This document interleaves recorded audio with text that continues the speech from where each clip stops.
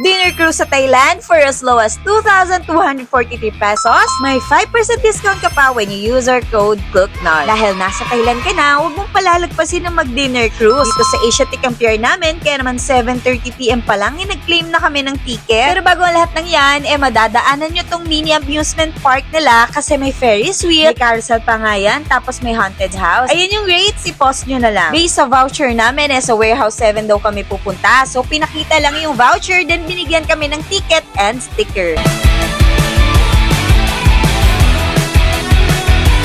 Siyempre, dinikit ko yan sa damit ko na para bang kandidata ako dyan. Pumila kami agad kasi 8 PM ang start ng cruise. Dyan sa Chao Phraya kami magdi-dinner. So, kukunin lang ulit nila yung nakakabit sa ticket ko, tapos follow lang ang mga tao. Since sa lower nga ang seats namin ayun, kita agad sa left side ang bar and buffet. Nakakagutom agad. May allotted seats talaga for us and nakalagay yun sa ticket na binigay ng staff. Tapos maraming food sa buffet. May welcome drink na nga na included. Orange yata to. May kimchi, salad, pasta, fish, may fries pa nga. May rice din dyan, tapos chicken and pork. May mga soup din and seafood. Umuulan ng hipon, may salmon, green mussels, and of course ang steak. Steamed yung seafood, kaya di ko bet. Hilaw sa panlasa ko, mas masarap if grilled.